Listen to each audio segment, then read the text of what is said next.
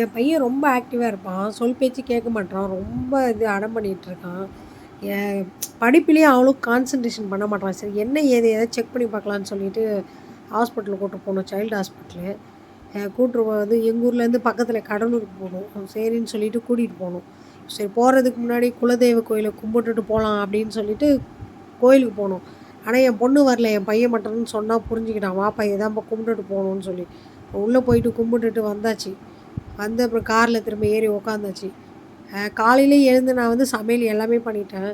காலைக்கு இட்லி, தக்காளி சட்னி, மதியத்துக்கு ரசம் வச்சு சாப்பாட்டை போட்டு கிளறி ஒரு ஸ்பூன் வச்சு வச்சுட்டேன் பிள்ளைங்களுக்கு. அப்புறம் ஒரு ஓரமாக பார்த்து நிறுத்தி கொஞ்சம் இட்லி ஊட்டி விட்டேன் பிள்ளைங்களுக்கு. சாப்பிட்டுதுங்க. திரும்ப வண்டி கிளம்பியாச்சு. 3 பேரும் சாப்பிட்டாங்க. ஆனால் எனக்கு மட்டும் இல்லை, நான் செய்யலை. போகிற வழியில் ஏதாவது சாப்பிட்டுக்கலாம் அப்படின்னு சொல்லிட்டு நான் பார்த்தேன். எனக்கு எதுவுமே செட் ஆகலை. இங்கே சாப்பிட்றேன், அங்கே சாப்பிட்றேன், இங்கே நிறையா கூட்டம் இருக்குது, இங்கே கூட்டம் இல்லை. அப்படியே போயிடுச்சு. அப்படியே போயிட்டே இருந்தால் டவுனே வந்துடுச்சு. டவுனில் எட்ரானதுமே தெரியும் கடலூர்னாலே ஒரே மீன் ஸ்மெல்லு தாங்க முடியல. அப்படியே கொமடிட்டு வர மாதிரி இங்காண்ட.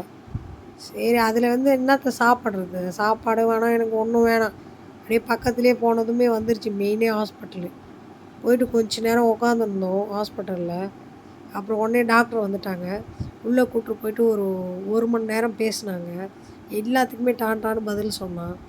இவனுக்கு கொஞ்சம் கான்சன்ட்ரேஷன் மட்டும்தாங்க மிஸ் ஆகுது. தனியாக உட்காந்து டியூஷனை அனுப்பாமல் தனியாக மட்டும் உட்கார வச்சு சொல்லிக் கொடுங்க, மற்றபடி எதுவுமே இல்லை, இன்டெலிஜென்ட்டாக இருக்கான் அப்படின்னு சொன்னாங்க.